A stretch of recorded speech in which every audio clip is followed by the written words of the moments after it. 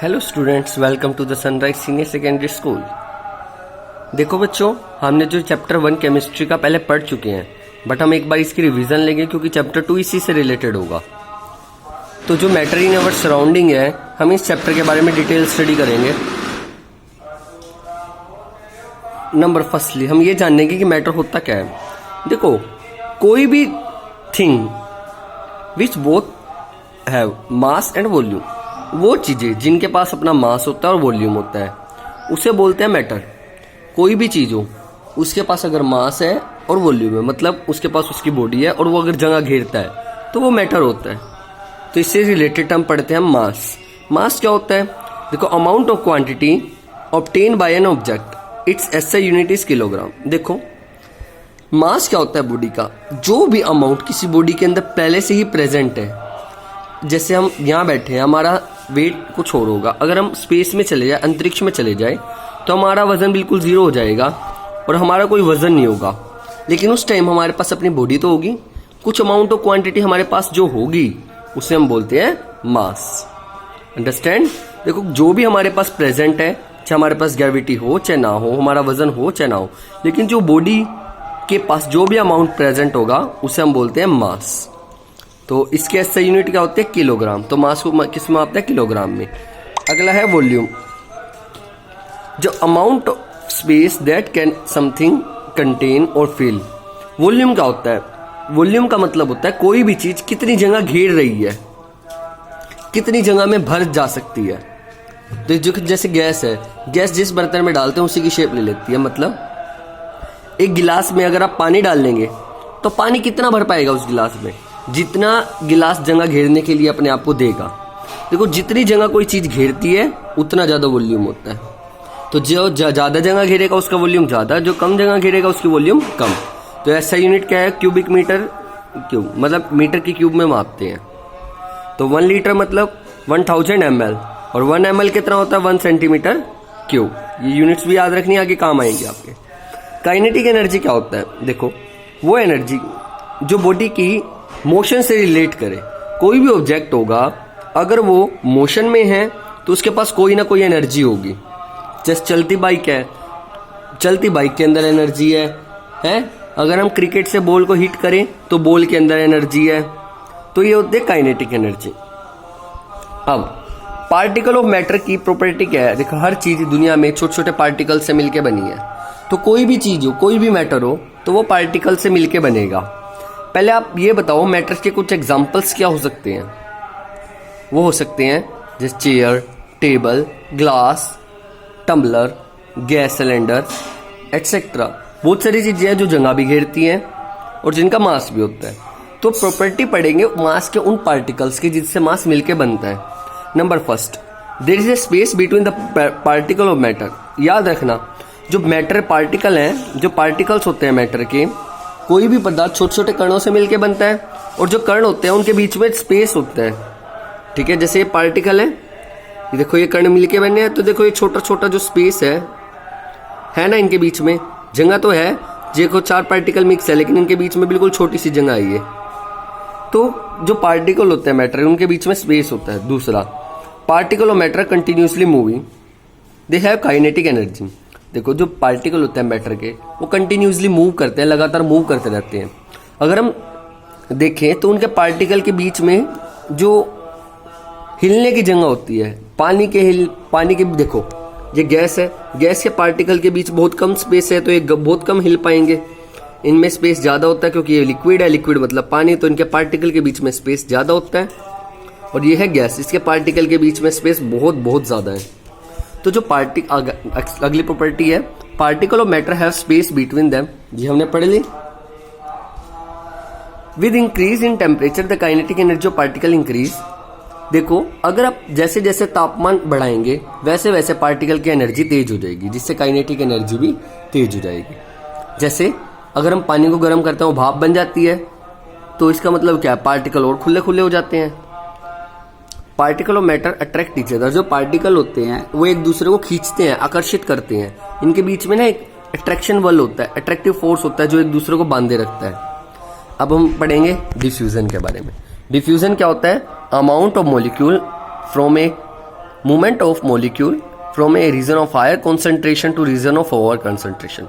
Diffusion मतलब देखो ज्यादा जगह से कम जगह पे जाना पार्टिकल का भीड़ में से मूव होके खुली जगह पर आना, उसे हम बोलते हैं डिफ्यूजन।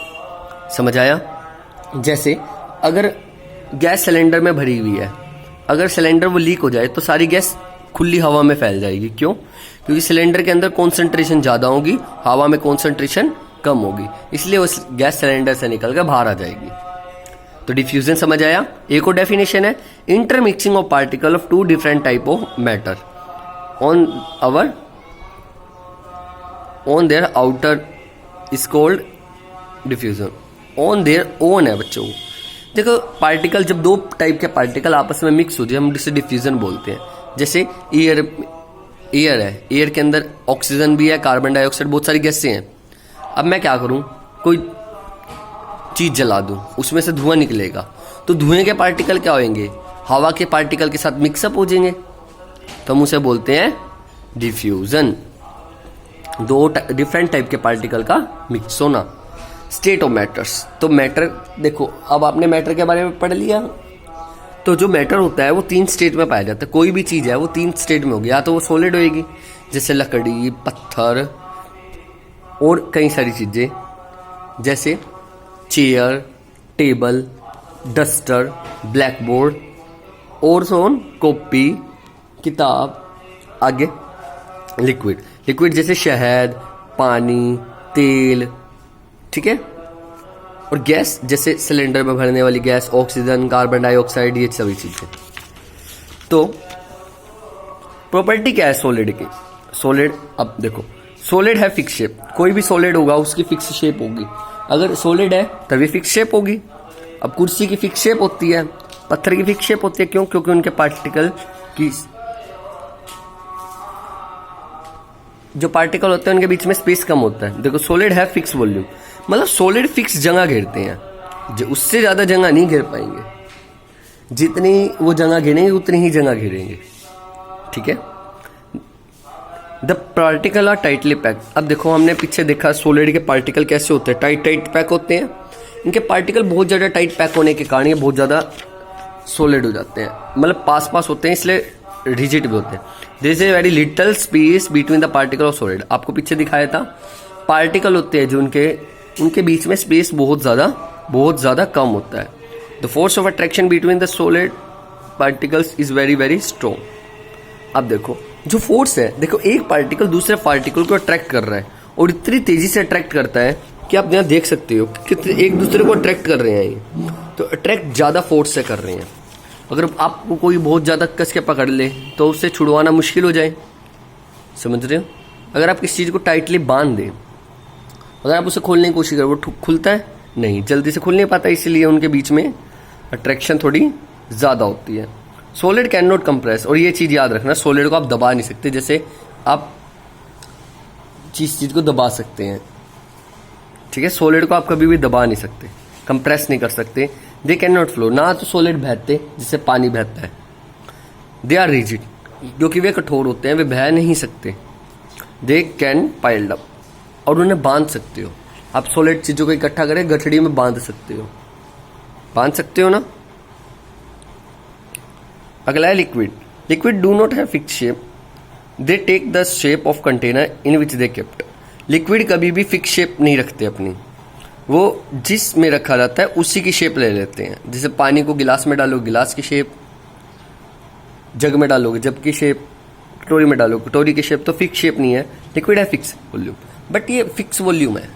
अगर एक गिलास पानी है, एक गिलास पानी को अगर आप जग में डाल दें तो जग में भी उतनी ही जगह घेरेगा जितनी उसके पास वॉल्यूम है उसकी।